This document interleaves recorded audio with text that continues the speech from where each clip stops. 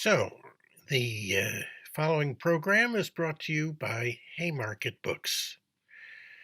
And at a time like this, radical ideas are obviously needed more than ever.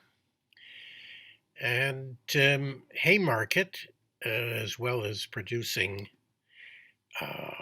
these virtual events, brings out books by Arundhati Roy, Kianga Yamada Taylor, Angela Davis, Naomi Klein, and many other wonderful writers.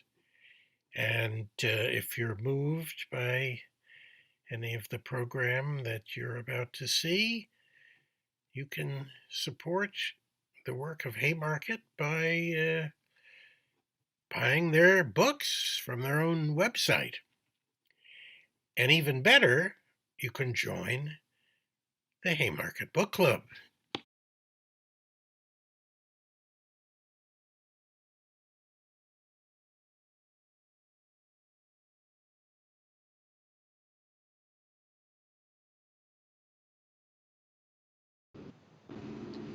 Hello, everyone, and welcome. Thanks for joining us for today's forum on Syria and the second wave of revolutions in the Middle East and North Africa. My name is Danny Postel. I'm in Chicago, and I'm honored to be moderating the discussion today. Before I introduce our participants, I want to thank the organizers of this event, the Global Campaign of Solidarity with the Syrian Revolution, Haymarket Books, and Pluto Press. Now more than ever, it's critical that we support independent publishers like Haymarket and Pluto and independent bookstores. And you can do this in three ways. First, by buying books from Haymarket and Pluto directly via their websites. Second, by joining the Haymarket Books Book Club. And third, if you're in a position to make a donation, no matter how small, via Venmo, there will be a card on screen about how to do this, and folks posting that information in the YouTube chat as well. This video will be recorded and shared afterwards on the Haymarket Books YouTube channel. Please subscribe to the channel, like this video now, and share it with as many people as possible. I also want to quickly let everyone know about some upcoming events in Haymarket's live stream series. Next Wednesday, July 29th, Racism is a Public Health Crisis. And on Thursday, July 30th, The Tragedy of American Science with Cliff Connor and Sarah Lazar. You can register for these upcoming events on Eventbrite. Okay, a few housekeeping items. We are moderating the chat, but we can't guarantee that everyone will observe our community guidelines. People who violate those guidelines will have their comments deleted as quickly as we're able. For folks who want to follow the chat, we suggest you use the top chat option rather than live chat. With so many people joining this call, we may need your patience if we have any technical issues. If your stream gets choppy, it might help to reduce your image quality. Haymarket will give instructions on how to do so in the chat. If our YouTube feed is interrupted for any reason, you may need to navigate back to the Haymarket Books YouTube channel. The feed should resume there in case of interruption. This event will have live closed captions. Instructions for accessing the captions will be posted in the chat. With this in mind, all of us will also try to speak more slowly. And I want to thank Maggie Rumfelt for live captioning this event. We will have time toward the end of our discussion for Q&A. So please get your questions ready and post them in the YouTube chat window, and we'll get to those in due course. And finally, let me mention that today's panel is part of a series of webinars happening this summer on the theme of the Syrian Revolution, a history from below. The videos can all be found at SyrianRevolt.org. There are 2 more webinars in the series after today's. This coming Wednesday, July 29th, Jailed Revolutionaries, Resistance to Assad's Carceral State. And finally, on Wednesday, August 5th, Where Next for the Syrian Struggle. You can find the details about these webinars plus videos of all the past ones. There have been 8 so far And you can find those all at SyrianRevolt.org and on the Facebook page of the Global Campaign of Solidarity with the Syrian Revolution. Now it's my pleasure to introduce my interlocutors for today's discussion. Sara Abbas is a Sudanese PhD candidate in political science at the Freie Universität Berlin. Her doctoral research focuses on the discourses and practices of women members of Sudan's Islamist movement and the former ruling party of deposed dictator Omar al-Bashir. Most recently, she has been researching the resistance committees that emerged out of Sudan's 2018 revolution. She is a member of Sudan Uprising Germany and the Alliance of Middle Eastern and North African Socialists.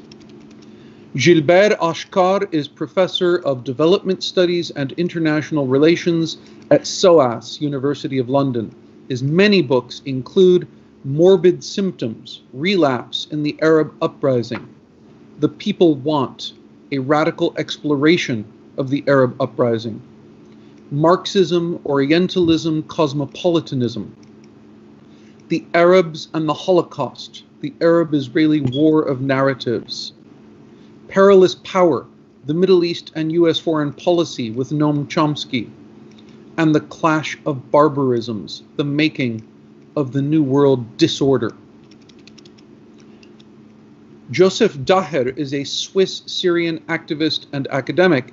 He's the author of Syria After the Uprisings, The Political Economy of State Resilience, and Hezbollah, The Political Economy of Lebanon's Party of God. He is a member of the Alliance of Middle Eastern and North African Socialists and the founder of the blog Syria Freedom Forever.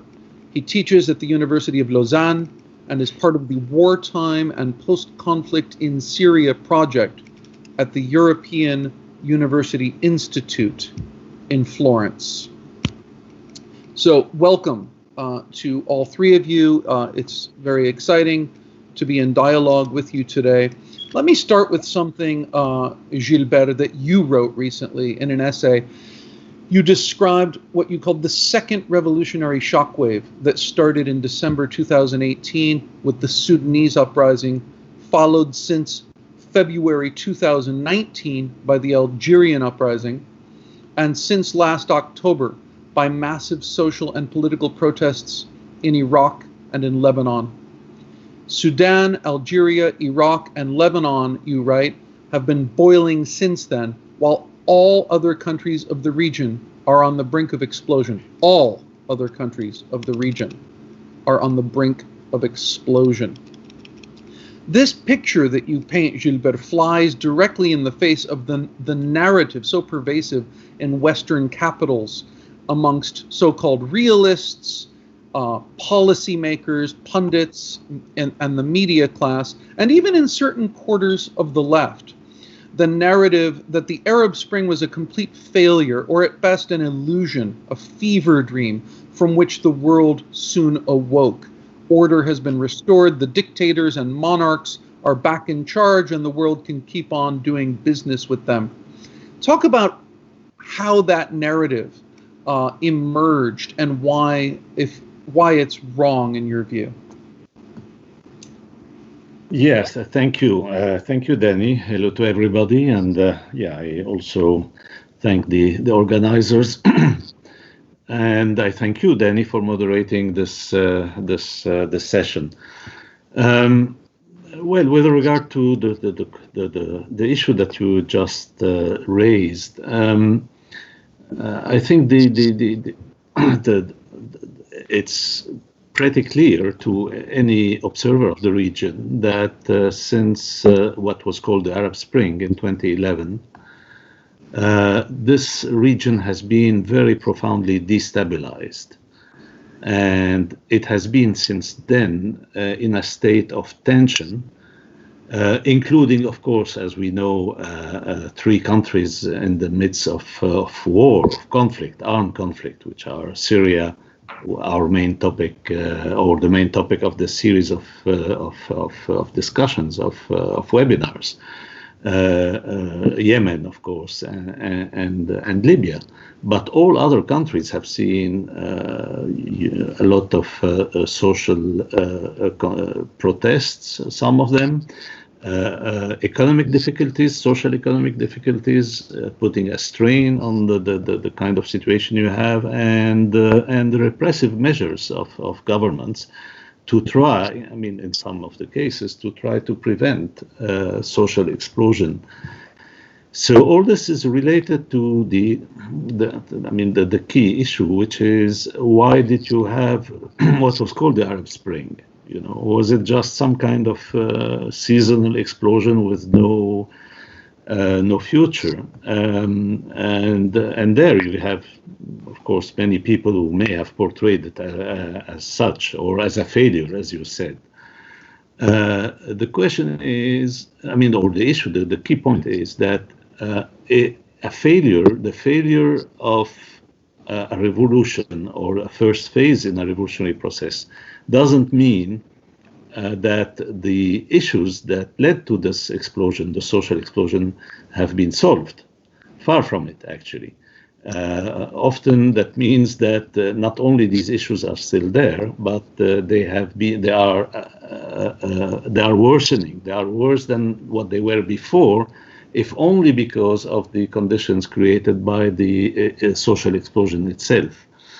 And so that's the point. The point is to understand why you had this major shockwave, revolutionary shockwave that engulfed the whole region. Practically all Arabic-speaking countries have seen in 2011 a sharp rise in social movement, social protest, and 6 of them at that time have seen major uprisings. If you think of that, 6 countries in 2011 and 4 countries in 2019 going through major uprisings, that's already a total of 10 countries, which is not far from the half the number of countries of the region. I mean, Arabic-speaking countries. And if you take by population, it's even more than half, because of Egypt being one of them. So that shows you the magnitude of what we are going through. And this magnitude points, therefore, to very deep problems, the very deep roots. And these deep roots are essentially social and economic before being political. They are also political, definitely. And there are many forms of also social oppression that I won't mention, because practically you name it, you get it in the region. All forms of social oppression, or all forms of gender oppression and the rest are very much present. But the deep root of the explosion itself has been the accumulation of a social economic problem over a few decades, and that was manifested by the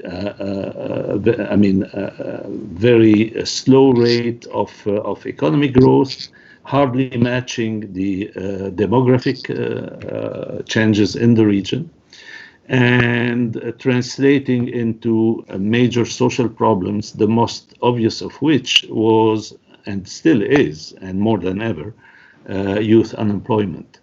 We are speaking of a part of the world with the highest rates of youth unemployment in the whole world. I mean, as a region, this is the region, Middle East and North Africa, is the region where you had the highest rates of youth unemployment, and that for many, many years now. So all this points to the real problems that have been exploding, and that's why, I mean, what started in 2011 can only be characterized as a process, as a long-term revolutionary process. That's the only accurate description of what it is. And as all long-term revolutionary processes in history, of course, they go through different phases. And you have successive revolutionary waves or successive revolutionary attempts. Of course, it's not easy to especially with the kind of regimes that you have to achieve any victories. Until then, you have 2 countries that have achieved some kind of victories that are still preserved. That is, in the 2 countries, the process is in different forms ongoing, which are Tunisia and Sudan. But as a whole, the whole region is permanently now on the brink of new explosions. And I would end this my answer by pointing also to the effect now of the major economic crisis that the world is going through with the COVID-19 and its impact on the region, which will be even more devastating than in other parts of the world. Yeah, as you've pointed out, the pandemic has meant the end of some of the mass protests that we saw, for example, in Algeria, but it has only exacerbated the conditions that gave rise to those protests to begin with. So let me turn to Sara, because as Gilbert notes, this second revolutionary shockwave of Arab uprisings started in December 2018 in Sudan. And so before we get into the tricky issue of where the Sudanese popular struggle goes from here at this juncture, I'd like to back up a little bit, Sara, and ask you, what has Sudan's December revolution, as the uprising is known, what has it achieved already? You, in a recent article, described it as a mass, non-violent uprising that began in December 2018, and despite massive brutality by the state, managed in April of 2019, just a few months later, to bring down the 30-year dictatorship of Omar al-Bashir. And you say that this revolution, the Sudanese December revolution, was both political and social. Can you talk a little bit about what you mean by that, Sara? Yeah, no problem. Thanks a lot for having me.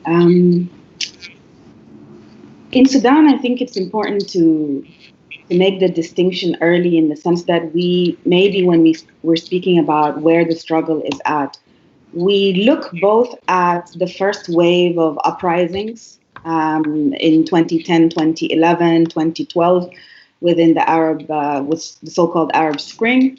But we also look at our own history very much. It's a reference point for us because, of course, the December 2018 revolution in Sudan was this third mass uprising in our post-colonial history. So the first was in 1964, the second was in 1985. And in each of those cases, we have a dynamic whereby multi-party elected coalitions are overthrown by military coups, which are then, after a period of time, then deposed by popular uprisings that are very much organized by and led by labor unions and by a lot of mass mobilization on the ground. So this was always very important for us, because when we were very much, particularly Egypt, has a very, our histories are very intertwined. You know, it's our neighbor. It's also the sort of hegemonically the big country in the region. There's also a colonial history there. It wasn't just British colonialism, but somehow Egypt was in that mix. And of course, we watched incredibly closely what was happening in Egypt during their uprising in 2011. But, you know, when SCAF took over, that was something we have experienced. We understand this kind of history and tend to know generally how it ends when the military is in politics, right? But just to kind of go back to your question about the social and the economic aspect of it, one part of it is exactly what Gilbert was talking about. I think sometimes, particularly in Western media, in the attempt to talk about the sort of political aspects of this, the authoritarianism, the lack of freedoms that people have revolted on, there is a kind of tendency to downplay the economic struggles, which I think also in Sudan are very much at the heart of many of these things. I mean, as myself as an academic, we make these distinctions, but these are very much intersecting things. So to give an example from Sudan, definitely youth unemployment is a massive problem because, and particularly, you know, we're a country where 61% of the population is under the age of 25. I mean, imagine that, 61% of the population is younger than 25 years old. So this is a massive issue, but there are other issues which have to do with the systematic dispossession. This is a kind of colonial dynamic that was very much continued and extended by post-colonial regimes, whether military or civilian, the very short periods of civilian government, where there's a lot of resource extraction from areas of the country that are propping up an elite at the center, an Arab-identified elite at the center of the country, and that creates classes of citizenship.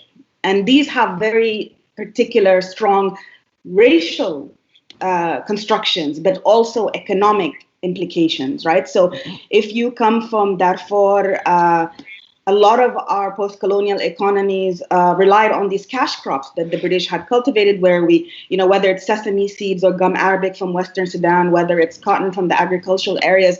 And so a lot was being taken and extracted out of these regions and nothing given back to them. So there is also that dynamic, and that has continued and been extended also through the different wars. But I also say it's a social revolution. In my case, I'm very interested in gender and in women's movements historically in Sudan, or women's activism, let's put it, because the question of movement is more complicated. And we saw definitely some aspects of these protests that were familiar. For example, the role of labor unions and professional associations, and others that were very different. So while women have always been part of these previous uprisings, the extent to which they were there, the type of practices, for example, during the sittings of being at night, sleeping over at the site of the sittings, many of these were new to us. And so there's also been social changes that have been incredibly important. And I mean, I could really go on and give many examples of this. So I think it's what's very important is to think about, definitely, I would say, in terms of gains, and we can talk about this later, there have been some political and legal reform that has definitely happened since last year. I think the economic issues have been harder to shift, and the will and desire to shift them has been more limited, at least on the part of those in power. So this is something that's very important to talk about, because I was also in Tunisia in the years following 2011, and what our measure is of success, I mean, already Gilbert has pointed to this. It's very important to look at actually where these economic struggles are, also as a measure of success. Thanks for that, Sara. And just to follow up on where things are today in Sudan, it's been a year, almost exactly a year now, since the August 2019 constitutional declaration, right? The negotiated deal that ushered in a transitional period of power sharing between the civilian opposition and the military. This was a hotly debated deal amongst Sudanese revolutionaries. It's been a year now, and where do things stand as we approach the one-year anniversary? I was struck by something that you wrote in your latest article, where you talked about an open sit-in in the town of Nertiti in central Darfur, an area, as you point out, an area that has long been targeted by state violence, racism, neglect, dispossession, and war. You note that this sit-in in the town of Nertiti in Darfur really raises some of the core, kind of symbolizes some of the core demands and challenges that afflict this negotiated transition, this constitutional declaration 1 year on. Can you talk about that a little bit? Yes, I mean, we're at a period of another massive wave of sittings that have popped up. Of course, the sitting was a protest tactic that was part of the Sudanese revolution. There was several sittings in 13 cities last year between April and June. And they were very important moments in the revolution, or on the revolutionary path. There have been, I think it challenges, first of all, the narrative of, this is when the revolution starts, this is when it ends. Then we move into this neat period of transition where we work towards having a constitution and elections, right? There is these roadmaps. it challenges them because, as we know, even in the cases where there are limited gains, I would say, from this, there are gains for sure from this mass uprising in Sudan. They are limited to the extent that, of course, the power structure is only partially shifted. I mean, we are still in a power sharing deal with the military and also the militias. I think we often put in Sudan's case, the militias are also an actor that's the militia of the Rapid Support Forces. It's an actor that is linked to the military, but also independent in other ways, an independent variable in other ways. But I think what's important is this wave of sittings, there's at least 2 or 3 things that are very notable about it. Where these sittings are taking place, they are taking place in what you would say in Arabic, manatiq al-hamish. There's a language we use in Sudan where we talk about the peripheral regions. Of course, the point of reference being Khartoum, or the center around the sort of confluence of the Nile. And so there's a language about the peripheries, but also these are regions for the most part like that have had just the most brutal experience of both war and of capitalism, of dispossession, of extraction. And so Sudanese feminist Hikma Ahmed Yaqub, she put it this way. She said, we are witnessing, if that was the revolution of the stable cities, this is the revolution of the burned cities. These are people for whom security, just their physical security, and it's something that a lot of Syrians, I think, can relate to in Syria, that before we can talk about many other things, they have to be safe. I mean, they have not been safe, at least in a region like Darfur, since 2003, when the genocide was at its height. And so they are asking because they are unable. These sitting in inertity in this town, which has sort of inspired other sittings. They are asking, I mean, if you just look at the list of demands, it kind of answers this question of sort of the economic and the political and the social. They're asking, for example, for the militias to be disarmed. They're asking for their marginalization to end.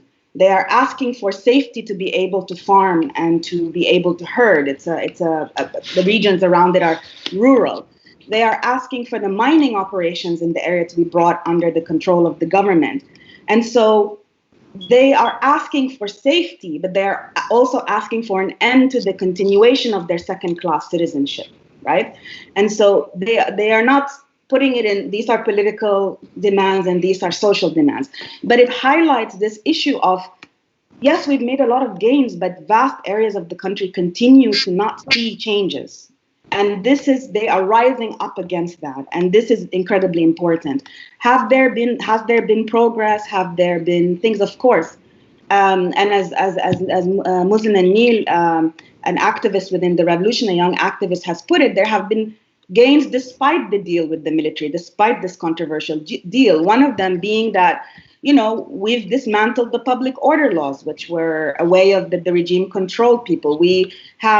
There are serious attempts to try to dismantle the apparatus of the regime in terms of its definitely political networks. It had a policy called empowerment, of sort of controlling state and private institutions, but also its economic networks, which are much more difficult to dislodge than the political networks. So there have been changes, but it continues. I mean, I don't think it's not this kind of smooth path that you see. There's a lot of contestation still, and there's continued protest on the ground, of course, in the context of COVID, which makes it very complicated.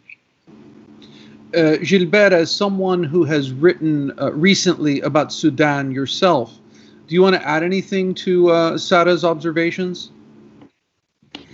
No, I mean, I agree with Sarah's depiction of what's going on, but the key point is that we have to keep in mind that this is, with all the limitations that Sarah pointed to, it is the most advanced process that we have seen in the region until now, because of the forms of organization, because of the power of mobilization of the mass movement, because of the forms of organization of the youth. The Sudanese youth is remarkably active in this whole process. This is a process that is still going on. That is, I mentioned that you have two countries where achievements are still there, which are Tunisia and Sudan. These are the two countries where, if you ask people, was it better before the uprising? People will say definitely not. Whereas for all other countries, take Egypt for today, everybody says Mubarak was great. Compared to what they have today. So the two countries where people are still believing that they achieved something are Tunisia and Sudan, but with a major difference, which is Tunisia has stopped. The process is blocked at the level of political reforms and achieving democracy, freedom, and things like that, which are real achievements, no doubt about that. But that's all. The whole process is blocked. The key working class force in the country, which is the major union, the central union federation in the country, has been very much engaged into a kind of what you could call a collaborationist position in some way ending the social process and allowing for the kind of quite rotten political compromise that you have.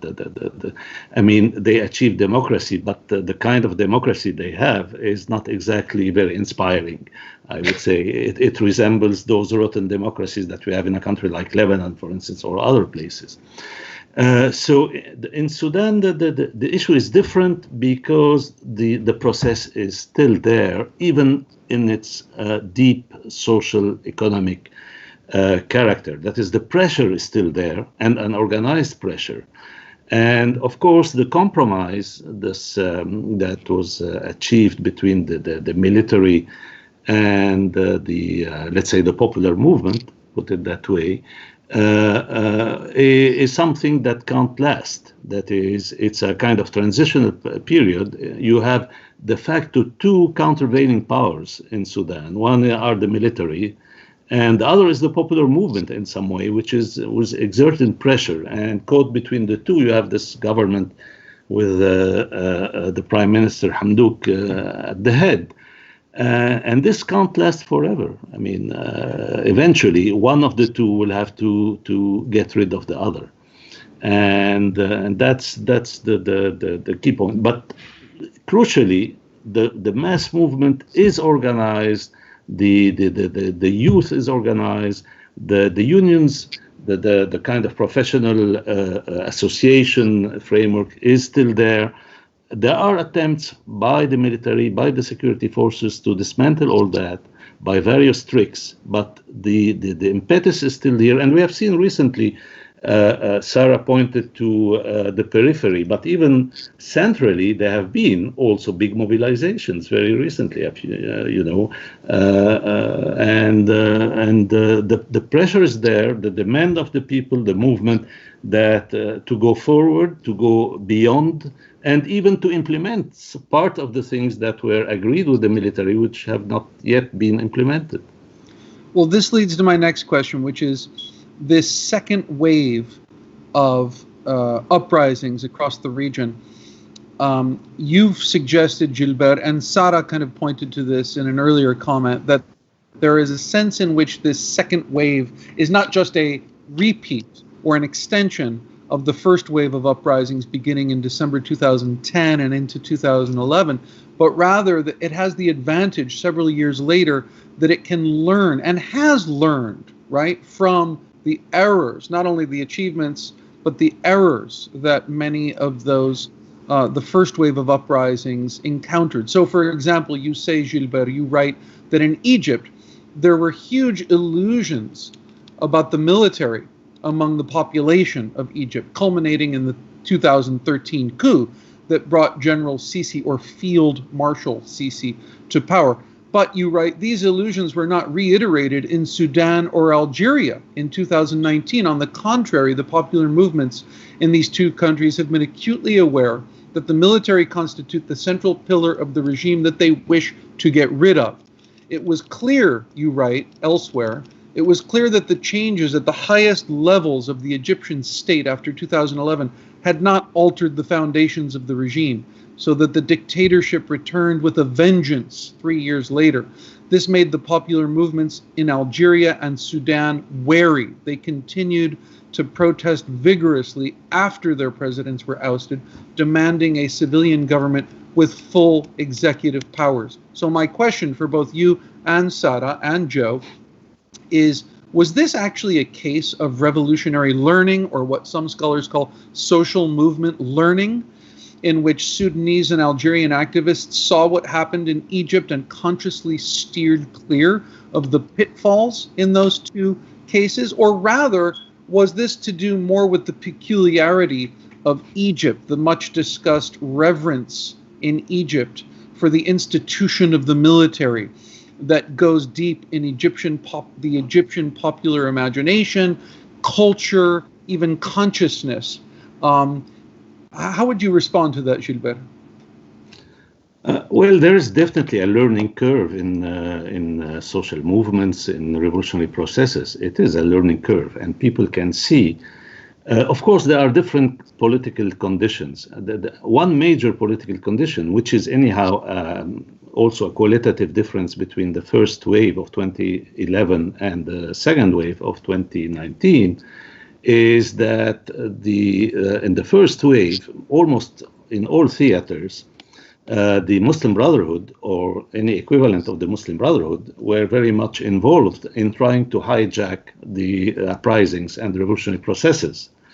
And they played a key role also in fostering those illusions about the military in Egypt, in the first period. And in the second period, it was unfortunately some forces, described as left-wing or progressive, and the liberals who fostered the illusions about the military in ousting the Muslim Brotherhood. So the result of all that, being a much uglier dictatorship today in Egypt than what you had before 2011, is there to be seen by everybody, and it has been seen. And so if you compare the reaction in 2011, 11th February 2011, and there's the illusions about the army as, being the savior that you had in Cairo, and that were pushed by some political forces, as I said, those were not repeated in either Algiers, where the president was removed basically by the military. It was a resignation, but everybody understood. And then in Khartoum, in Sudan, both in Algeria and in Sudan, people didn't get, these great illusions about the great saviors of the army, and they kept pushing, and they kept regarding the military as the obstacle, as the regime, the backbone of the regime that we are struggling against. These guys are this backbone, and this is what we want to get rid of. And so yes, in that from that angle, yes, this is a very, very important lesson drawn by this, and this is also related to the fact that the three countries have this in common, that they are the only three countries among the Arabic-speaking countries where the military, the army, is the main political institution. It is there is a real autonomy of the institution, which does not belong to any ruling family, like is the case in the monarchies or in Syria, for instance. And that's why you could see in the three countries the army toppling the president. Yes, because the army believed that, to preserve its own privileges and its own rule, it had to do so. But it worked in Egypt twice, in 2011 and 2013, with the consequences that we just described. It didn't work in Algeria or Sudan. It didn't work at all, and in both countries, in Sudan and Algeria, it has been frozen due to COVID-19. But there is absolutely no doubt of the fact that it is simmering, and the movement will resume anytime it can when the preventions for medical reasons or whatever will diminish. I'd like to shift slightly to the question of leadership, because actually all three of you in different ways have written about the question of leadership. I just want to again quote something that Gilbert wrote and then ask Sara and Joe what they think. Gilbert wrote that the popular movement in Algeria is remarkable for having staged huge mass demonstrations every week for over a year. Its stamina is truly exceptional, but has no recognized or legitimate leadership. Nobody can claim to speak in its name, and this is an obvious weakness. In stark contrast with Sudan, forms of leadership naturally change over time, but we haven't entered some postmodern age, Gilbert writes, of leaderless revolutions, as some want to believe. The lack of leadership is a real and far-reaching impediment. A recognized leadership is crucial in order to channel the strength of the mass movement towards a political goal. This exists in Sudan with all its contradictions, but not in Algeria, not in Iraq, not in Lebanon. So, Joe, to bring you into the dialogue, and we will do more of that soon when we shift to Syria, I would like to hear from both you and Sara on this question of leadership. Thank you, Danny. First of all, I would like to thank you for moderating, all the organizers, and it's a pleasure to speaking alongside Gilbert and Sara.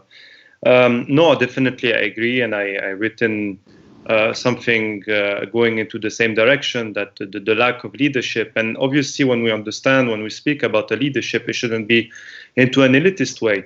What we mean, it's about the possibility of mass organizing from below and giving a particular political orientation with, obviously, when you have a strong feminist movement or women activist movement and a strong trade union movement, it gives you a particular stamina to go forward in particular demands that are as well democratic and socio-economic, which I think is very important on many aspects. And definitely also what we spoke from before is that why Sudan and Tunis are, if you want, in a better or less worse situation than the rest of the countries of the Middle East and North Africa that have witnessed uprisings on a large scale, is this: they had from below mass organizations that could organize, whether trade unions or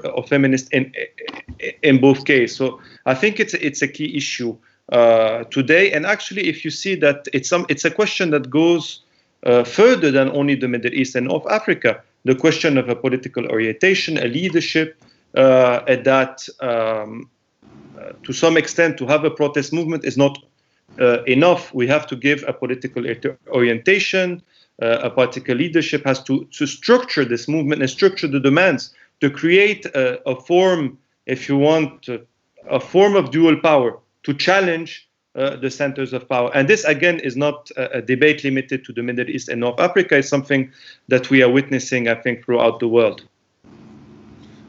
Thanks for that, Joe. Sara, would you like to add? I mean, specifically in the case of Sudan, one of the most notable things has been the leadership of many different bodies, and you've written very persuasively about the various women's activists and women's groups in Sudan. But you also have, of course, very prominently the Sudanese Professionals Association and the role it has played in leading the Sudanese revolution. Can you talk about, from a Sudanese perspective, this question of leadership vis-a-vis the other struggles in the region? Yeah, I think this has been, particularly in the first 6 months of the uprising, it gets a little bit more complicated from around June onwards, June 2019 onwards, when I'll speak about that. But this has been one of the strengths of the uprising in Sudan. We've had protests at several points in the last 30 years. We certainly had, since 2011, particularly since the independence of South Sudan or the secession of South Sudan, we saw protests or street protests very regularly. Some of those waves of protests were quite big, like in 2013, also in 2012, very much related to issues of, at that time, austerity and the economic situation. But the difference between then and what happened in 2018 is that there was a body or bodies that were able to really give those protests direction, able to organize, as you said, demands. I think it's a very dynamic process. So I'll give you an example. I mean, the SPA, or the Sudanese Professionals Association, which is a coalition of different trade unions and associations, from the doctors who have been quite militant actually in Sudan. They were striking quite regularly in the years leading up to the revolution, to the teachers committee as well. I mean, these were all banned, right? Banned organizations under the regime.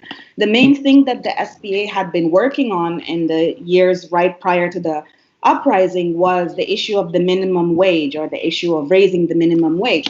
But these kinds of links that they were able to do between the different trade associations that positioned them in such a way that in December, when the protests were happening and spreading, they declared that they were also for the fall of the regime and joined, and then started the process of organizing with the political parties. I mean, what was interesting is for months, I remember at the beginning, particularly the first month when the SPA from December 25 became visible by leading the first big protest, December 25, 2018, in Khartoum. Many of us, we didn't know who these people were, other than 2 or 3 of them who were the spokespersons who had been arrested, and jailed very quickly. People were following an organization. The individuals themselves were not known and were protected, in fact, by the masses, because the regime very much wanted to get a hold of them. And that showed both 2 things. First of all, the effectiveness of their position and the way they were organizing. But also, of course, people trusted them more than the political parties. Political parties, including opposition parties, I think not just in Sudan, but across the region, especially youth, are quite wary of organized political parties. I mean, in Sudan, we see Sadiq al-Mahdi from the Ummah party, some of the faces that have been there since my parents were children, like leading the same parties. So for many people younger than myself, the SPA gave them something that they could believe in, and also that there was a brilliant move in January to come up with the Declaration of Freedom and Change, which is this program with points of these are the demands. Of course, it's building on the struggles over the years, but it was also a way of mobilizing the political parties, some of the armed movement, the civic groups, which also signed this declaration, and then gave more coherence to the protests, more demands. And this is something that made a huge difference from our past, not just from Egypt, but in the past, we made the regime fall, usually because the military took down their own leader and replaced him. This happened in 1964. Then there was a transition to elections, again in 1985. But 4 or 5 years later, we ended up in exactly the same place with a military coup. And so what was really fascinating in Sudan is in April, when al-Bashir was removed and his top lieutenants were removed, that's the slogan came out, the revolution has just begun. For me, this was different. I was a child in the Intifada.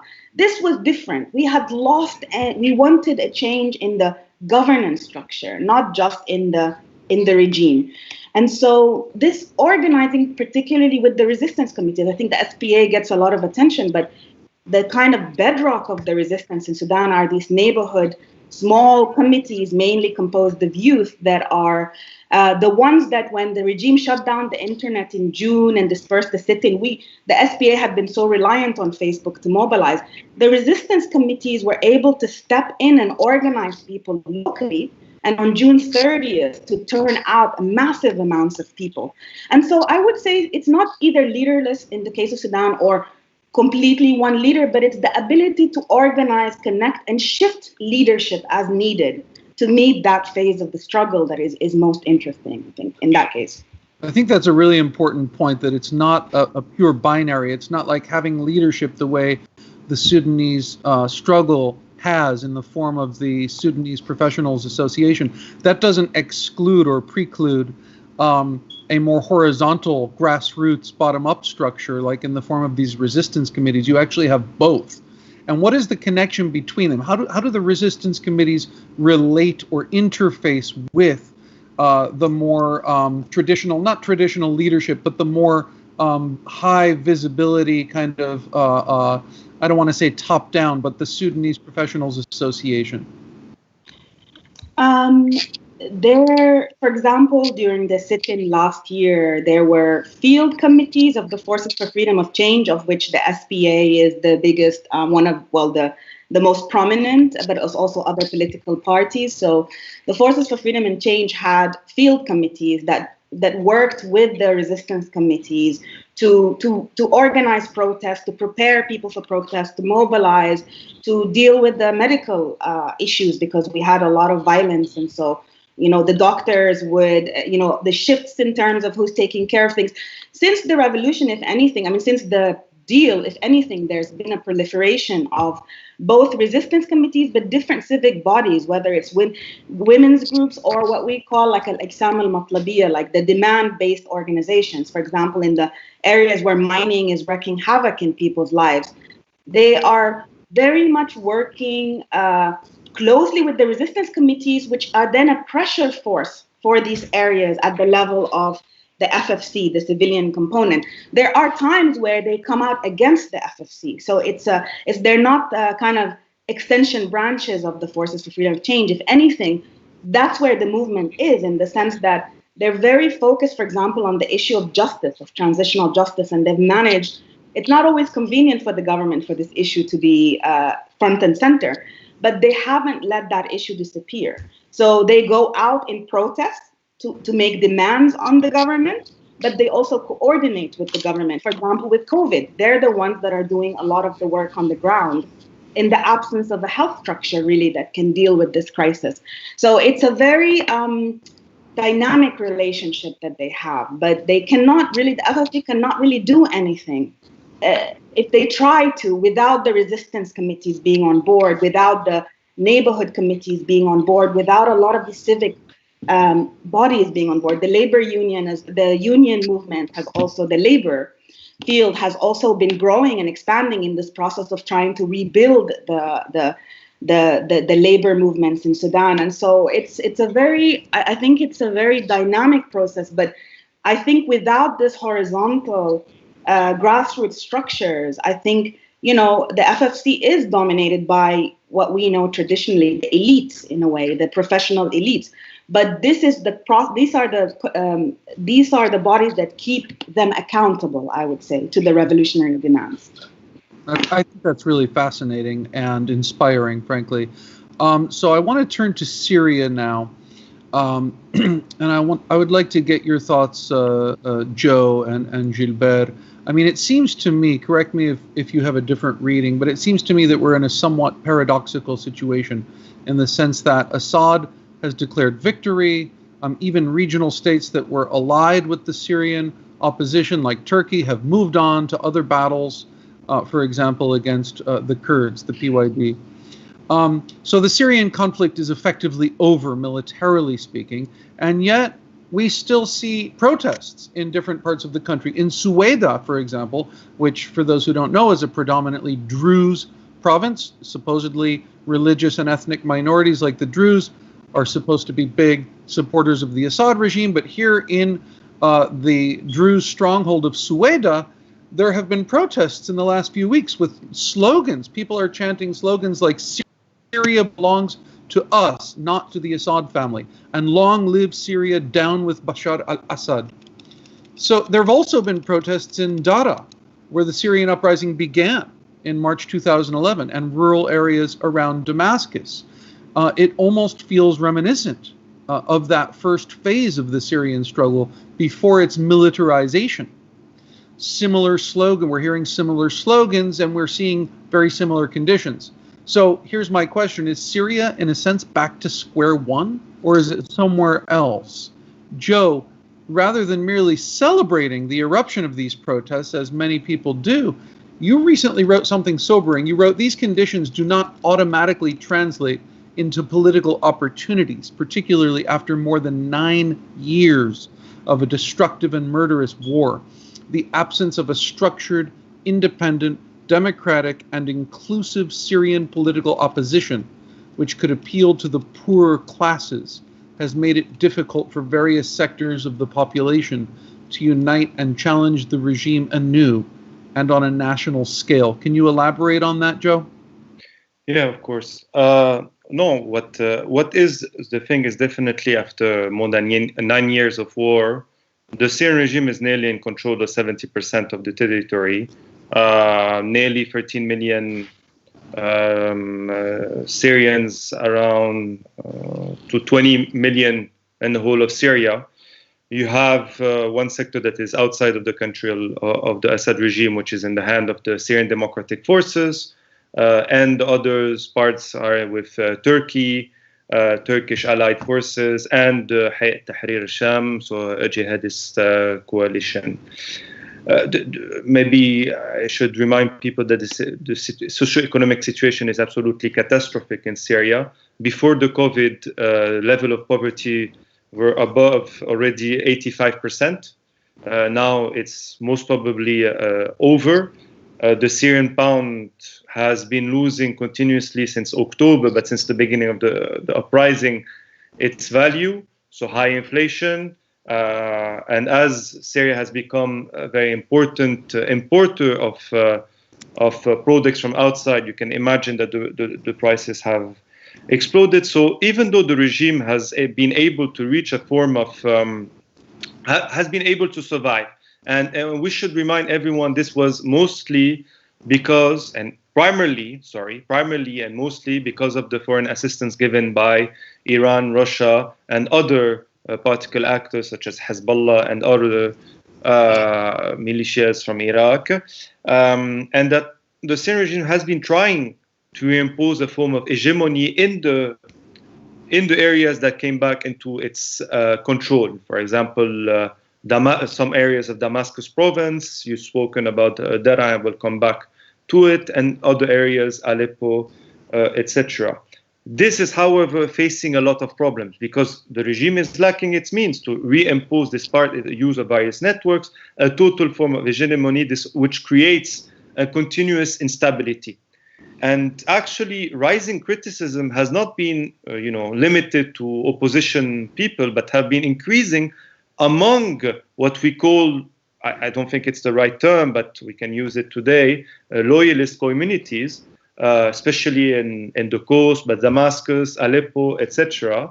For example, we've seen even, forms of labor dissent in Tartus port that has now come under the management of the Russian company Stronggas, and we can come back maybe later to this, but Syria has deepened its neoliberal policies throughout the world, and it's not the only case that a state uses a crisis to deepen its neoliberal policies. So, and now the workers have lesser contract, and there have been different forms of labor dissent in this Tartus port of more than 3,600 workers, and also in another company also controlled that was privatized at the profit of the same Russian company, General Federalizer Company in Rif Homs in province of Homs. So you can see that there's also this sense, and this is important to say, that even the people living under the regime's authority are not, complete loyalists following the regime, and it is often portrayed.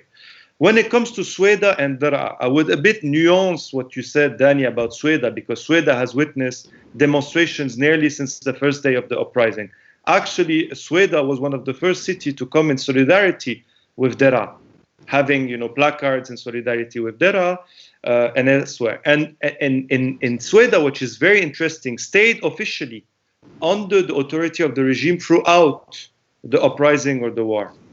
But you had a situation where the central power was completely challenged by a form of third force that was around a big sort of militia called Rijal al-Karame, which is men of dignity, challenging the center of power, challenging the security services, meaning, for example, with the support of wide strata of the society and even some religious dignitaries that were generally close to the regime, forbidding, for example, the youth to be sent outside of the governorate to send in the Syrian army. So you had in Sweida Governorate more than 30,000 young men still in the governorate refusing to serve in the army. And you had a couple of demonstrations coming out, also very punctual, but some forms of protest throughout the years. So it's a bit more complicated, you see, Sweida. And what we witnessed in the past few weeks, now it's been a bit repressed. I don't know if you saw it being repressed by Ba'athist sector within Sweida, but it's always a situation of challenging the centers of power. For example, all the people that were arrested in the Sweida protest a few weeks ago were liberated by the militia I was mentioning. So they asked the liberation of these people. But what was interesting is that, challenging the Assad regime, challenging the allies of Assad regime, asking Iran and Russia to go out of Syria, and really this time with a clear demand around social justice issue. This was very much put forward, and there was an interesting mix of people between youth from the universities or youth, seeking for work, and a more older generation from leftist background, etc., organizing the protests.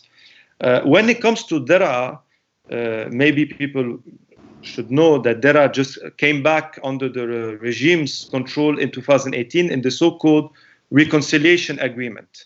And therefore, since the two past years, you still had former opposition groups maintaining their arms.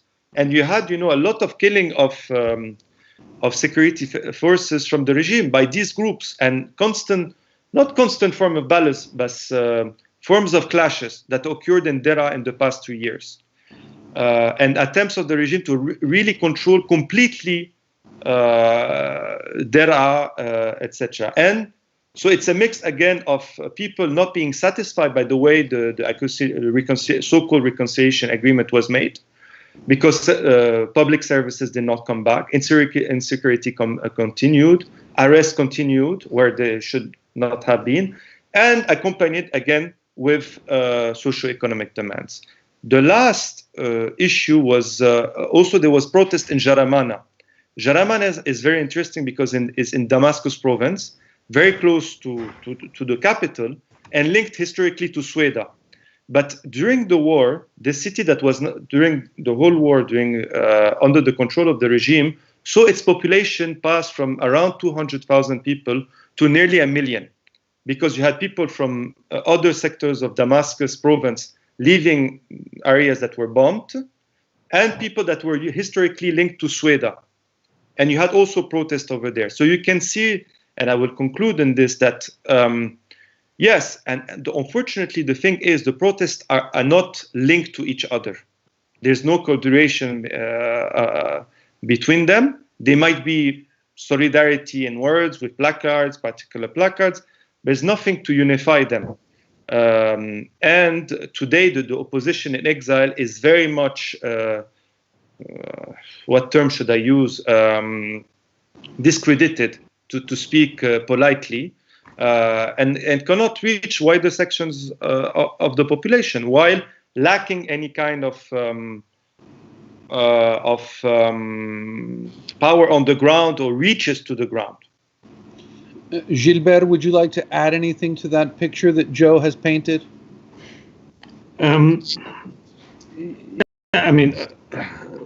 I think it's also important to clarify that when you say the regime is in control, the question is who is in control of the regime? Because the regime, what is the regime actually? What is the Syrian regime? This is a regime that is entirely dependent on two foreign powers. One is an international global power, which is Russia, and the second is a regional power, which is Iran. And they control whole sections of the country. They control the regime itself. And you will find in any, kind of comments on the Syrian situation by people who are very familiar with what's going on there, they will tell you this section of the security forces is Iranian and this other is Russian. We're speaking of sections of the same, the apparatuses, the security apparatuses of the Syrian regime. So it's a regime that is totally under control of foreign powers. And therefore, this is the big qualification that we should add when you say the regime is in control of this or that percentage of the territory. And basically, beyond that, this is a country where you have 5 occupation forces. And this is by also grouping all the forces that are connected to Iran into one, because otherwise you would have more than 5. But if you put all the forces connected to Iran into one, under one chapter, then you have the oldest occupation, which is the Israeli one. Then you have the Iranian, you have the Russian, you have the US, and the Turkish, of course. The Turkish one is a very important factor there. So this is, I mean, definitely nothing that could be really described as a victory of the regime. It's a disastrous, absolutely disastrous situation. But I would also add a little point, which is what we are seeing now, and as Joe pointed to, are now protests related to the economic situation. This is now what is dominant. And the point is, what we are seeing in Syria here fits into the category of what we have seen in Iraq and we have seen in Lebanon, where the economic question unifies the people against those in power. You know, that's very important. And that's why even in areas that are supposed to be under regime control, you are seeing now people rising up. They wouldn't rise up in defense of those who are in Idlib.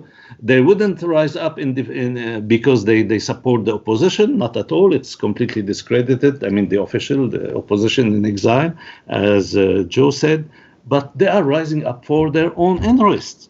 They are rising up for their bread, for their livelihood. They can't, you know, I mean, and that's what you have in Lebanon and Iraq also. You have a unification of the popular movement in all these countries against the power that be.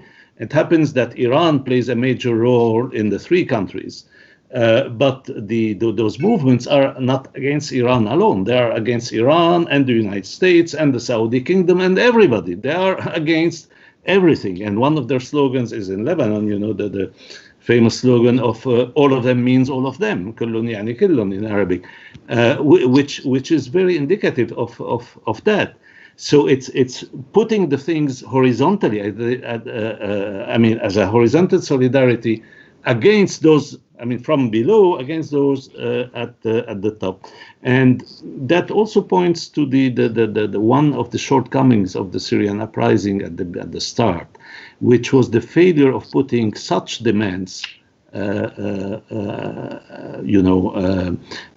only focusing on the political demands. Had you had some kind of socially more radical kind of orientation of the uprising, things might have been different. And anyhow, the movement then would not have accepted as representatives an opposition in exile, which, if you compare it to, for instance, what the Sudanese popular movement accepted as a representative of it, is far, far, far to the right of that. It's completely right-wing compared to the kind of leadership that emerged as popular leadership in a country like Sudan. So that's why also that ever since the uprising mutated into a civil war in Syria, and with the intervention of the Gulf countries and the United States and everybody in trying to steer the opposition forces, the whole political, I mean, the whole, let's say, the whole framework of the political conflict shifted completely from a democratic one into one representing basically what I would call a clash between counter-revolutionary forces, because there were counter-revolutionary programs on both sides. And that's why, from the point of view of the interest of the Syrian people, whether the humanitarian or the political or the economic or any kind of interest, the best would have been, I mean, the sooner this whole war would have stopped, the better it is. The problem is that it's not completely over. And I wish it were even beyond that over, because then you would have more Daraa and more Sweida possible, because then people wouldn't see it any longer as a kind of, either sectarian threat or the threat of some ultra-fundamentalist forces or whatever. They would just look after their interests, their social, economic, their class interests. And that is the most important if you want to have a sustained revolutionary dynamics in any country. This phrase, Gilbert, the clash of counter-revolutionary forces, is, I think, a very salient one, because it speaks to a kind of, there's a widespread sense amongst many activists, leftists around the world, that, it's very well understood that Saudi Arabia and more recently its partner in the United Arab Emirates and Qatar and other countries in the region, particularly the Gulf monarchies, represent a pillar of counter-revolution against progressive forces in the region, against the Arab uprisings, against popular mobilizations. Okay, that's well understood. The role of Saudi Arabia and its allies in the Gulf as counter-revolutionary forces is very well understood. There's a huge literature on it, and it's an uncontroversial point. What's a little bit murkier, however, is the counter-revolutionary role of the other side of the equation. So the counter-revolutionary role that Iran and Hezbollah play, particularly in the Syrian conflict, but more recently in Iraq and in Lebanon.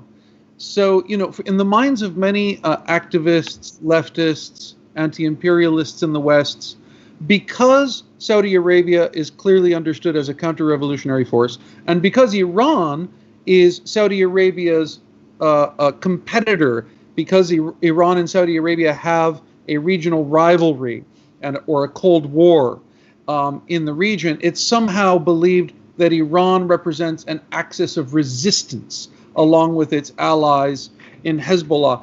And so on. And so I want to put to both Joseph and Gilbert, who have done some of the most important writing on this. I mean, Joe, you've written an entire book debunking the myth that Hezbollah is some sort of resistance force.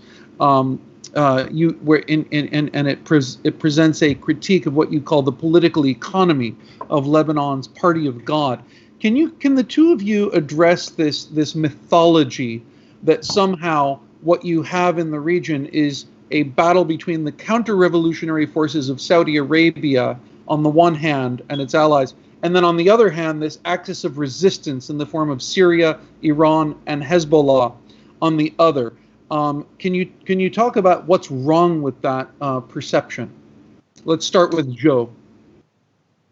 Yeah, thank you, Dan. Yeah, I can add one more axis of counter-revolution if you want. It's Turkey and Qatar that have played also a very much counter-revolutionary role and still playing as such throughout the region. And if you want to see what's happening in Syria, the particular role of Turkey regarding the assistance it has given to reactionary militias, which has led, for example, to the occupation of Afrin, with demographic change, with forced displacement of 300,000 people. And more generally, Turkey and Qatar have supported, the Muslim Brotherhood and other forms of Islamic fundamentalist forces, which we've mentioned have played a very much counter-revolutionary role in the region throughout different countries and since 2011. So we could add different counter-revolutionary axis, but I thought it was important. Comes to Iran and Hezbollah, what I think is very important is that, to some extent, unfortunately, even among anti-war movement, anti-imperialism has been very much limited to opposition to the US. So a very much misunderstanding, I would say, of imperialism and how you have various rival capitalist states struggling against each other, but also collaborating with each other. And we should always remind people that, for example, in Iraq, Iran and the US have been collaborated when it comes since the first elected governments, the prime minister, the main were collaborating for most part. That's a good point. And in Syria, of course, the United States and Russia have collaborated on many, many more things than they have opposed one another. Indeed. And you had Afghanistan before with Iran and the US, 2001. But as I said, I think it's a problem that is rooted, only seeing kind of the only imperialist actor being the US. But more importantly, you never analyze or judge a state according solely to its foreign policy, but you should judge a state according to its policies regarding its popular classes, socio-economic issues, etc. And this, I think, as internationalist socialists, is the first thing we should do. If we fail to do this, we can reach, for example, typically the kind of discourse that see Hezbollah and Iran as resistant actor, even anti-imperialist, while they're suggesting another authoritarian project that is different from, obviously, the authoritarian project supported by the US through various proxies, etc. And we should oppose both. We shouldn't choose between them. And also, whether Hezbollah and Lebanon, Netanyahu has become the main actor since the October's uprising, opposing the protest movement. And Hassan Nasrallah's first speech during the uprising in October in Lebanon was very much aggressive, accusing the protesters of being, funded by foreign embassies, to which most of the protesters would react saying, you're funded by hundreds of millions of dollars by Iran, so how can you accuse us of being funded by foreign embassies? But more generally, Hezbollah's role in Syria or in Lebanon has been counter-revolutionary. And Hezbollah is today one of the key actors of the ruling class in Lebanon, and is today actually more and more calling back the former Prime Minister Saad Hariri to come back in place, and has not opposed various neoliberal policies and governments, etc. So we could go on. And in Iran also you have similar kind of political orientation when it comes to liberalization of the economy, of repression towards labor movement, labor unions.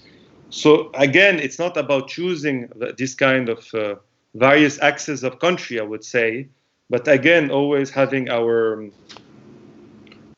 base of support in protest movement, asking for demanding democracy and social justice.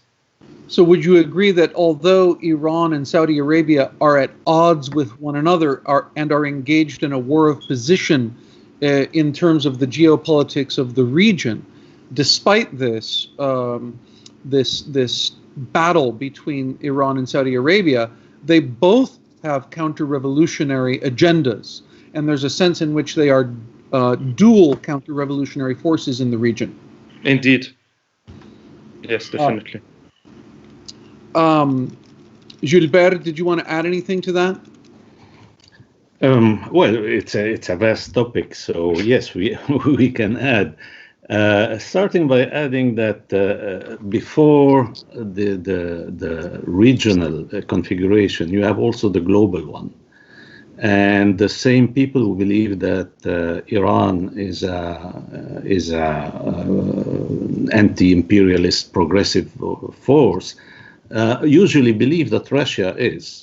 Again, something like that. And some of them, we have that, for instance, into parts of the communist of the remnants of the communist movement in the Arab countries who still believe that Russia is the Soviet Union. And Putin, that sounds, like Lenin and Stalin, so that should be fine. and when you think of that, Russia is by any standard an imperialist country, like the United States. It's an imperialist country, except that it's from the point of view of the social and political system, it's much worse than the United States, because it's a completely authoritarian regime. Trump would love to be in the position of Putin. That's why he admires Putin so much. He's a great admirer of Vladimir Putin, because Vladimir Putin has what Trump doesn't have. That is this ability of doing whatever he wants, controlling the country completely. And add to that the social economic system, the kind of neoliberal, if you want, regime that you have in Russia is far worse than anything you have in any Western country. And yet, and when you see how Russia treats the Chechen people, for instance, how it did it, how it intervenes here and there, it's I mean, and the kind of monopolies that you have now in Russia, like the gas and oil and gas monopolies. So this is, in the full sense of the term, an imperialist, a capitalist, and a vicious capitalist country, and therefore to believe that this, I mean, you should support Russia, or Russia is on the side of anti-imperialists, is just, it's just falling into what precisely, because these, I mean, the same people would refer to, for instance, Lenin. Well, the Bolsheviks, the First World War, their kind of attitude was precisely rejecting the siding with any imperialism and opposing all of them at the same time. So this kind of internationalism seems to have been very much weakened nowadays. And then secondly, if you shift to the regional level, yes, of course, the Saudi, United Arab Emirates, and Egypt axis is an axis of evil, if you want to use the Bush kind of term. Sarah could tell you a lot about their intervention in Sudan. They are the key foreign reactionary counter-revolutionary force in Sudan. They are backing the worst people in Sudan, including those militias, which are actually major part now of the regime and the military forces.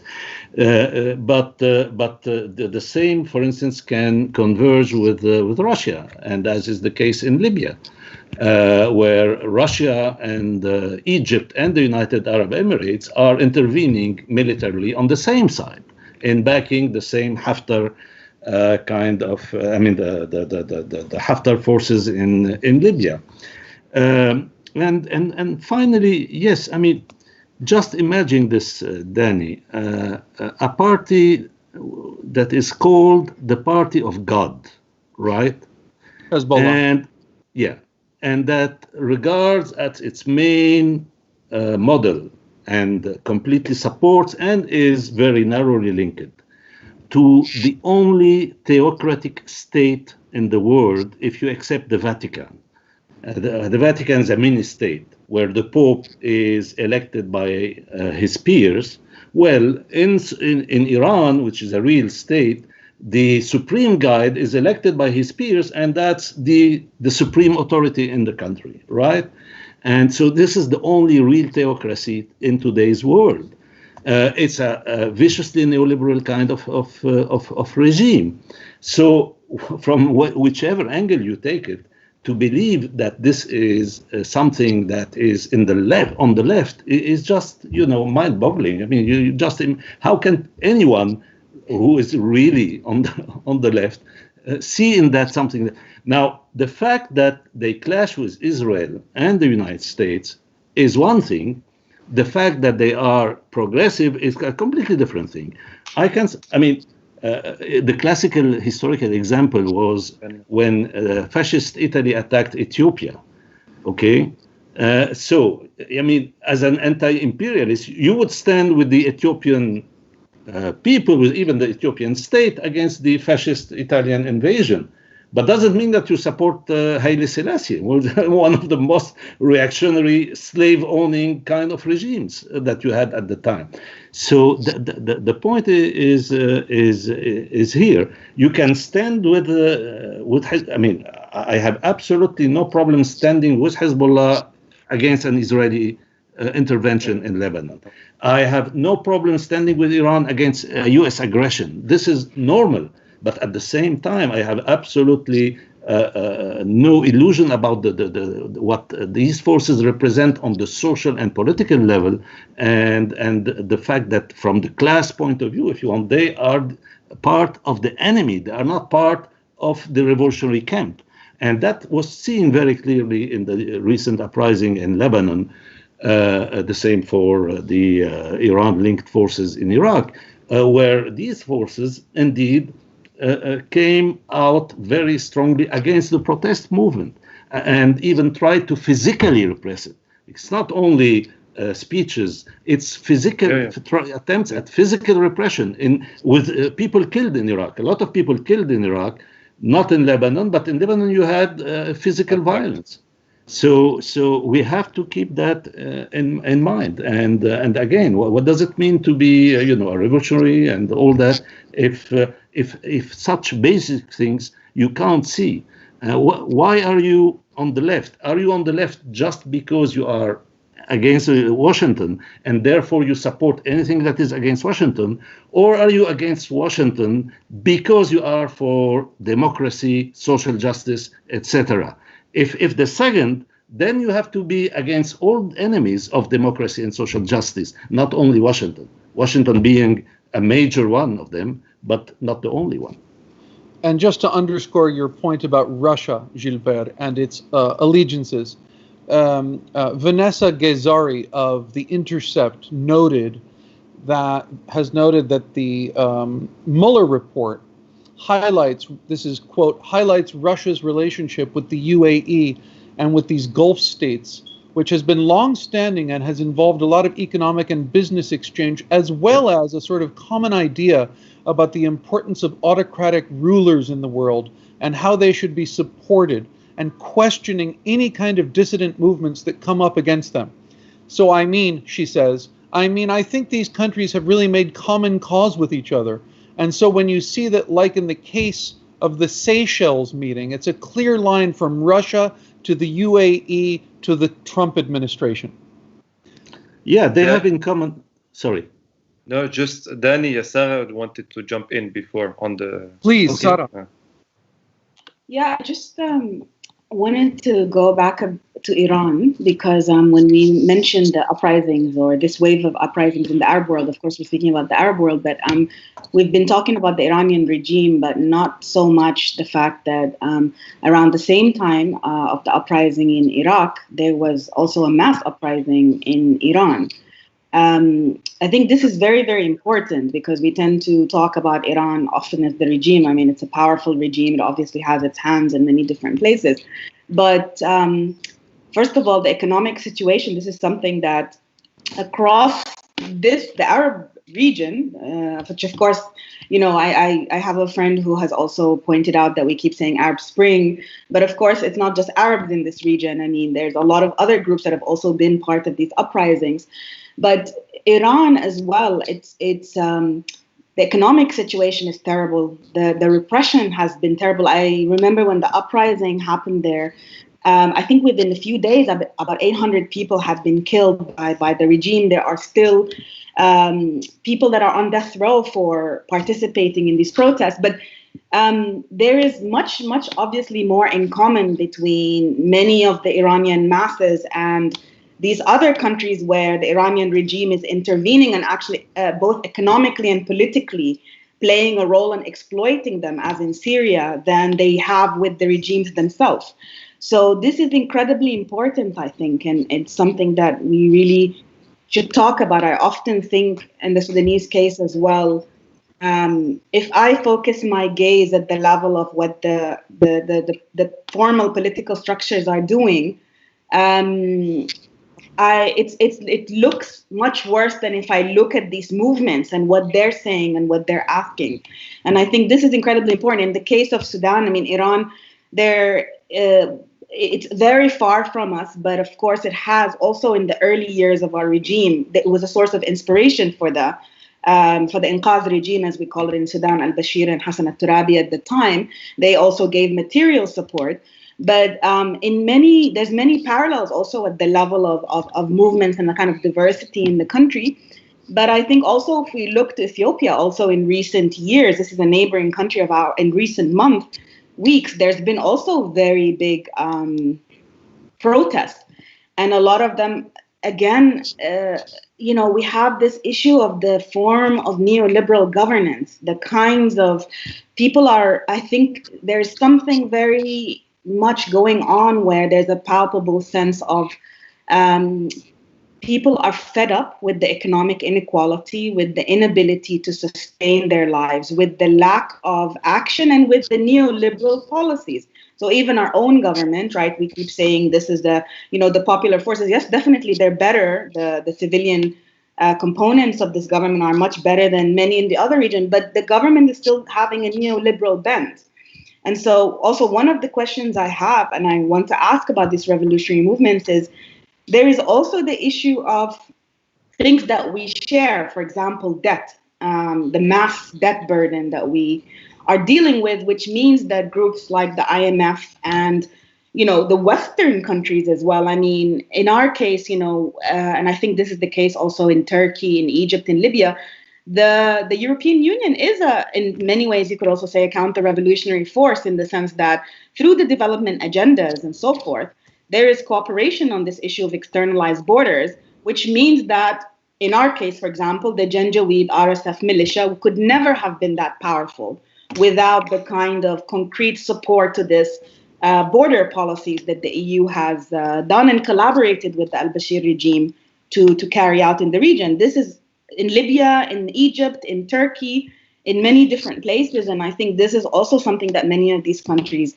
share. So that's just something that I wanted to mention as well. It's not just Saudi Arabia and Egypt and the UAE. In Sudan's case, for example, the EU's main interest in that region is the issue of migration, to try to control migration, to prevent migrants from reaching the Mediterranean. And for the US, the war on terror. I mean, from Somalia onto that whole region, there's a lot of interest also in that agenda. Thanks for bringing in that global perspective. Those are really important points, Sara. Either Joe or Gilbert, would either of you like to comment on that? I just want to note also that we have a few questions from the audience for all three of you, and we want to have time for them. But before we move to audience questions, would either of you like to respond to Sara's point? I'm fine.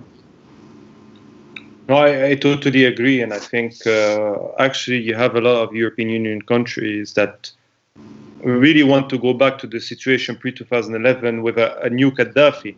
And it's important, we were talking about so-called anti-imperialist, how Gaddafi was presented as an anti-imperialist while he was the main, if you want, gatekeeper, so-called, and paid by the European Union to keep migrants from coming to Europe. And I think this is important to say, and I totally agree with Sarah. The contract of shame that is until now between European Union and Turkey is using this as a bargaining chip as well, and the refugees are being used as a bargaining chip in a odious way. So no, I totally agree with this. Really important. All right, we have several questions. Miriam Asfar wants to know, what do speakers think about Morocco? The Rif is a leading flame and highlights two things, in my opinion. The place of Africa, Sudan and Morocco are core cases of second wave analysis. The importance of regional prism, state as a prism, is not informative to understand dynamics in Morocco, seeing the weight of the Rif region. At the same time, Rif can't be understood without Mahzan state. Would anyone like to comment on that? Any of the three of you? I can comment if you want, but Morocco has been part of the first wave in a less spectacular form than the uprisings that you had in 6 countries in the region, but it witnessed an important social movement for many months, and then this could be diffused by the monarchy through some political moves and through co-opting one of the Islamic forces in the country. But then the same issue applies to Morocco as to the rest. That is, the social economic deep roots of the uprisings were there, and it kept simmering, and every now and then boiling here and there. You had various regional instances of struggle, and of course up to the reef, the reef struggle, which was very important. Unfortunately, that's another case of defeat, because we have had and will still have many defeats in the years to come. The key point are not the defeats. The key point is that you have movements, and they are defeated, okay, but they will. I mean, they will come to the fore again. Presently, the situation in Morocco is quite reactionary. The regime has also seized the opportunity of COVID and other issues. There is a crackdown on political freedoms, on political expression, on any forms of criticisms of the regime. It will. I mean, what we have seen in other countries where you had much more repressive regimes means that sooner or later this is a country where you will have which will reach the boiling point and go into a major uprising mode. It hasn't been the case yet, but sooner or later this will happen. Like Sudan, this is a country that had not at the same level that you had in Sudan in '64 and '85, but in the early '80s you had a major uprising in Casablanca. It was a social uprising, and the country will see something like this for sure in the coming period, where the social economic conditions are aggravated by the global now huge economic crisis. If I may, Danny, add 2 points. No, what I think is interesting with the Reef, and I will make a comparison with Syria, is that the Reef is two important things to say. Is that it is a particular area of a majority identity Berber, so a minority that has been to some extent, discriminated in Morocco with socio-economic deprivation. It's not a minority; it's a vast majority. In Morocco. Okay, it's a vast majority. I'm sorry, but it has been. There's a kind of Arab domination, let's say. Let's put it this way. But you're right. It's demographically speaking, it's a majority. But it's always a test in the beginning of the uprisings that when it's in a periphery with a particular identity, to join it with the more general uprising. And often what was the answer in Morocco, for example, against the Reef was saying, basically, they're separatists. This is a separatist uprising trying to divide the movement. And this is something we've seen also in Syria regarding, when it comes to Kurdish interests, Kurdish political and socio-economic interests. For example, the Northeast, which is just in agriculture, oil, etc., was the most impoverished area of Syria, and still is to many extent, and majority inhabited by Kurdish population. And as soon there were particular Kurdish demands, they were accused of being separatist. And until now, the main, and this is where the main opposition actors and the regime agrees, is that to call the Kurds separatists for the vast majority. And I think while the uprising were opening the ability to exchange between various populations or communities of Syria, as soon as with the militarization and the counter-revolutionary forces, this opening was closed. But I think this is something also very important, that this uprising also opened to some extent in particular countries the possibility to tackle about minority issues that is linked very often with socio-economic issues. That's an important point. And let me just plug, there's a chapter in Joe's book, Syria After the Uprisings, devoted to the Kurdish question in Syria, a very good one. And there was a webinar just a few days ago in this series on Kurdish self-determination, Kurdish struggles in Syria and regionally. And that is, the video of that webinar is available at SyrianRevolt.org. Sara, did you want to add anything to this question? I think it's very interesting that Miriam mentioned the Reef movement in Morocco, because precisely because it's a country that's also linked to the first wave of uprisings. I mean, as Gilbert mentioned, somehow the monarchy there managed to try to take the steam out of the movement there through constitutional reform and other ways. But sort of following the reef mobilizations and protests and movements in the last few years, is very inspiring. And I think we also have to move away from I think, you know, what is a revolution, what isn't, what is a successful uprising, what is a failure, and really try to look at these dynamics of social movement change in different contexts with different configurations. And I think Morocco is an incredibly interesting case of that that should be followed and supported very closely. Jordan is another one of those, of course, that also has had some really interesting mobilizations and protests, and is also had lessons to give the rest of us as well. So, I mean, I don't want to add anything specific, but I think that it's a really good thing that she brought up also Morocco in this context. Excellent. We have another question from Professor Moja Khaf, widely published poet. Yeah, but may I say one thing just before Danny, because on the same topic. I think, I mean, I understand what Joe was trying to do, but we shouldn't put or believe that the Reef movement is like the Kurdish movement in Syria. That's why I said they are not. I mean, the Amazigh are not a minority in Morocco. They are the majority of the population, and the movement in the Reef did not start on any kind of national or ethnic issue or whatever. It started on a social issue, very much like the Tunisian uprising in December 2010, with a tragic case, a tragic incident, which was very much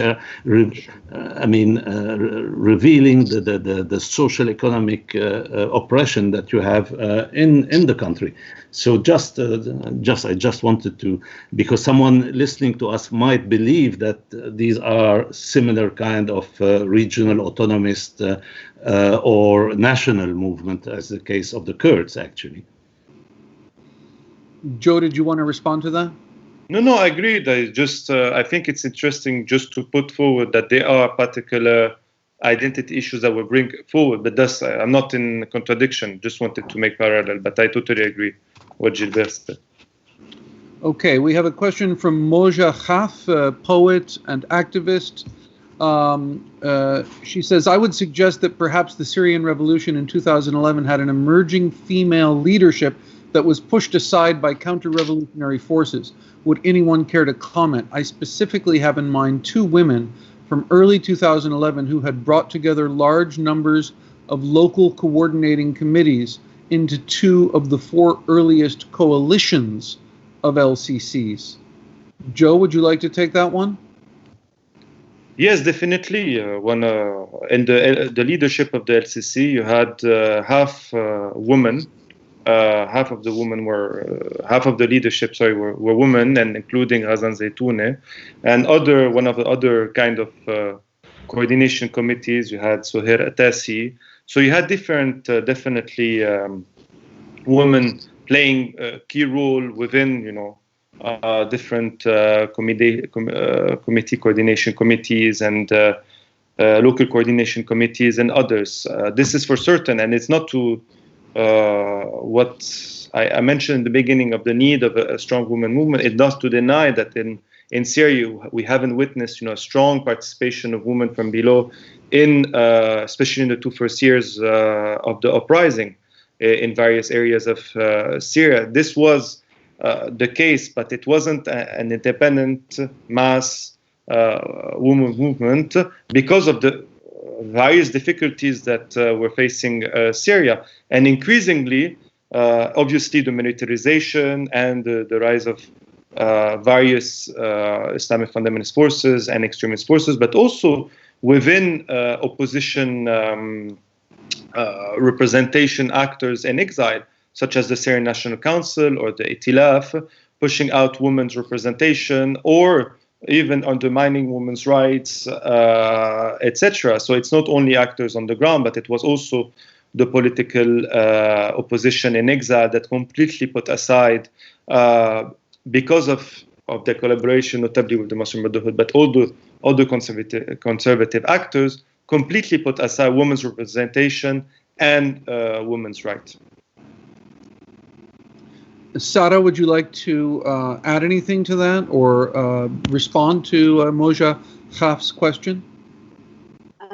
I think this is a dynamic that you see across many of these uprisings. The pushing aside of women who are often critical to the uprisings themselves, but when it comes to these periods of what do you do with power after, we're experiencing this in Sudan right now as we speak. There's been definitely an attempt to marginalize women, even though if you look at not just, I mean, of course, this has gotten a lot of attention. The sheer number and the visibility of women in the struggle in Sudan was very clear. But also, women's groups were politically positioned as well. I mean, they're two of the less than 26 signatories of the Declaration for Freedom of Change are two big coalitions, the No to the Oppression of Women coalition and Mensam, which is also a coalition of women activists.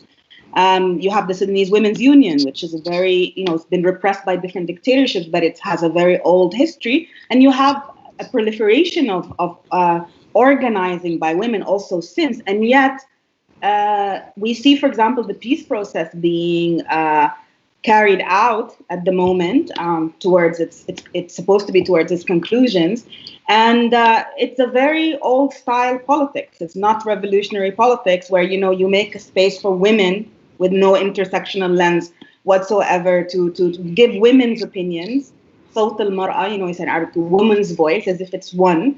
There is a problem of representation in transitional structures of governance. This is something that women's activists particularly have focused on. But of course, women in, for example, the Nertiti sit-in right now and other areas have highlighted issues of sexual violence that they've been facing for, at least in Darfur since 2003, since the conflict began, where you have, rape as a systematic practice in the war.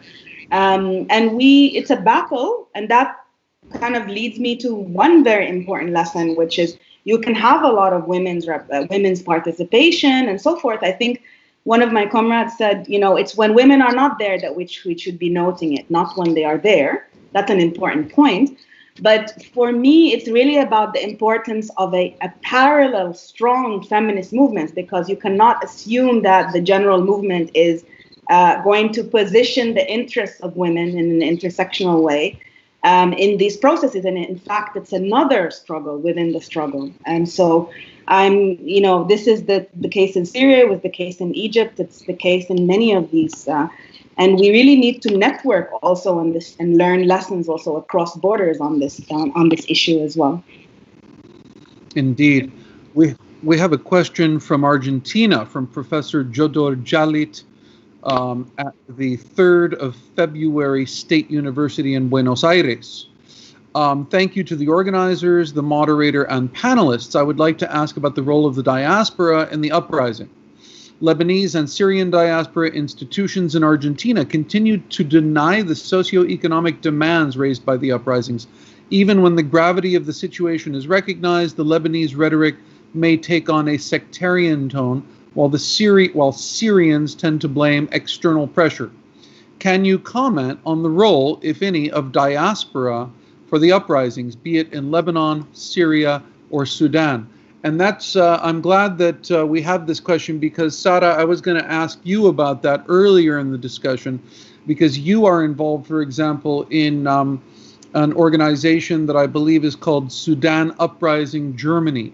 And I've been in touch with a number of Sudanese activists and intellectuals all over, in Canada, the UK, the US, and it seems to me that in the Sudanese case, that this network, this transnational network of solidarity activists and people connected to the Sudanese Professionals Association has played a quite critical role in the movement.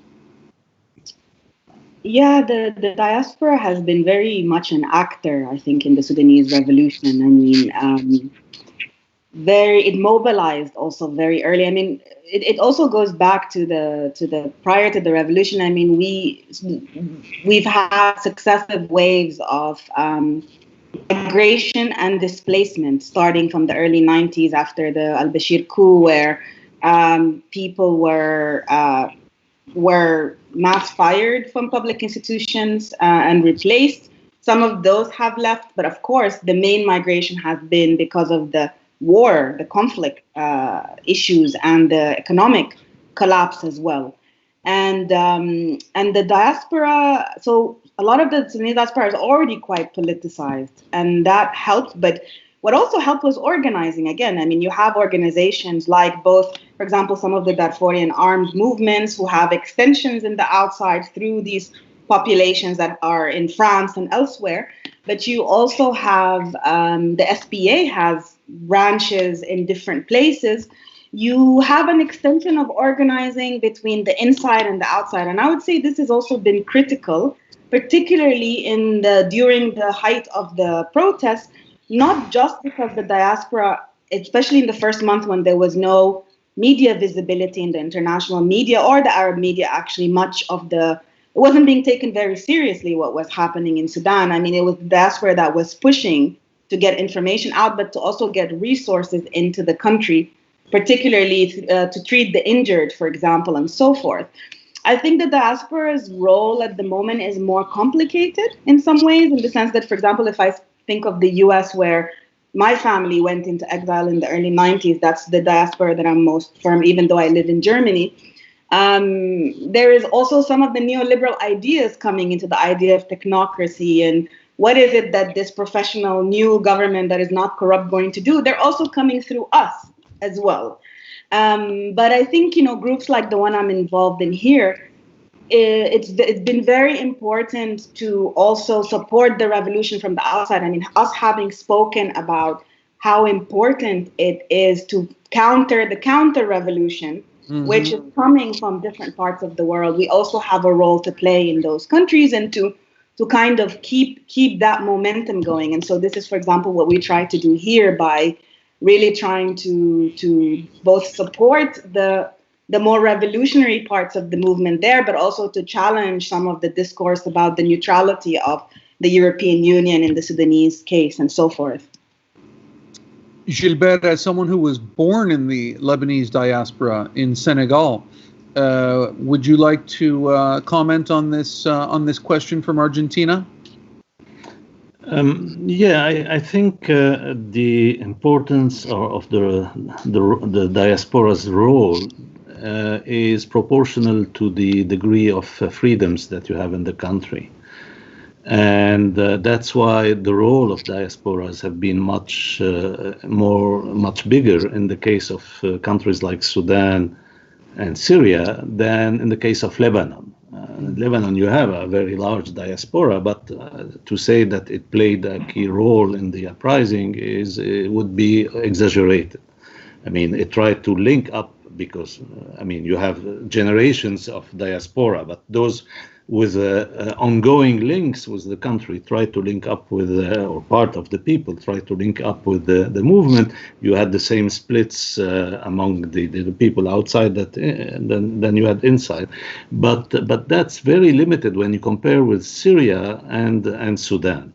And Syria and Sudan we can contrast them also in the role of the diaspora, in the sense that, as Sarah explained, the Sudanese diaspora was very helpful for the movement inside the country.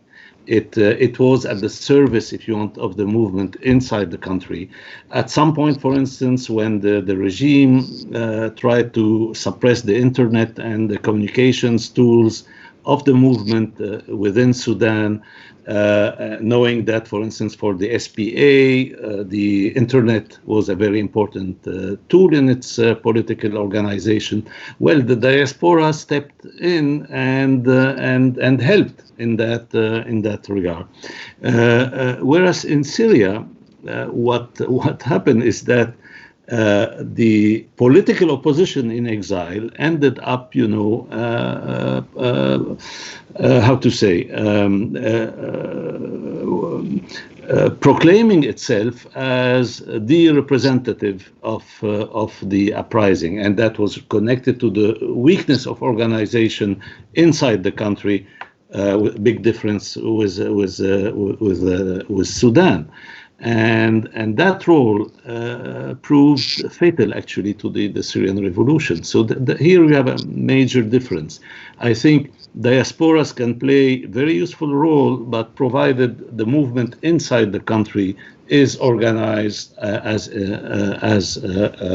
it should be in facing a revolutionary process. That's a very, very important difference here. I think that Sarah wants to say something. I just wanted to say I completely agree with Gilbert. I think there are, there have been attempts from people on the outside in the past to, you have a Twitter account and you have a lot of followers and you want to mobilize a revolution inside Sudan. It doesn't work like that. I mean, if there isn't the structures and their extensions and that relationship and a framework, I personally don't think in the case of Sudan, any groups based on the outside could have led the revolution. The reason it worked is because it was a supportive role. It was supporting the organizing inside the country and being an extension of it. I also wanted to say in the Lebanese case, I mean, it's a very small part of their movement there, but I find it incredibly hopeful that there have been attempts by some groups there to try to really network and organize amongst workers, also the Sudanese who are, living there and working some very difficult and menial jobs in Lebanon, who are an important part of the working class, but also Ethiopian domestic worker, the kafala system in Lebanon. It's a small part of it, but I think it's incredibly important and interesting, and we haven't seen something like that in Sudan, for example, or elsewhere, where you try to organize along class lines. And this is another view of a diaspora, right? And about these revolutions and the learning that I don't think we pay a lot of attention to, and that is really important and critical. So I'm interested in that in Lebanon, actually. What is these types of attempts to do this sort of not to organize along national lines or nationalistic lines, but along class lines, and try to network workers, Lebanese and non-Lebanese, including the Sudanese and the Ethiopians. Well, on that note, it is time to bring things to a close, but I like the idea that, this theme of social movement learning, revolutionary learning has come up several times in this discussion. I'd like to think that this panel today has itself perhaps played a small role in a kind of cross-cutting social movement learning and can contribute to further discussion down the road. I want to thank you tremendously to each of our panelists. This has been a fabulously rich and thought-provoking conversation. I want to extend my gratitude to each of you for sharing your critical perspectives. And before we close, I want to remind people that if you're in a position to make a donation, no matter how small, please consider giving to Haymarket Books. And please register for Haymarket's upcoming events. Wednesday, July 29th, Racism is a Public Health Crisis. Thursday, July 30th, The Tragedy of American Science with Cliff Connor and Sarah Lazar. Also, there remain 2 more webinars in this series on Syria. This coming Wednesday, July 29th at 2 p.m. Eastern Time, Jailed Revolutionaries, Resistance to Assad's Carceral State. And the final webinar on Wednesday, August 5th at 2 p.m. Eastern Time, Where Next for the Syrian Struggle. You can go to SyrianRevolt.org for more details on those final 2 webinars, SyrianRevolt.org. I want to thank you again to Maggie for live captioning this event. Thanks to Haymarket Books and Pluto Press for co-sponsoring this live stream. Thanks to all of you who joined us today, and we will see you next time. Thank you. Thank you to John. Thank you.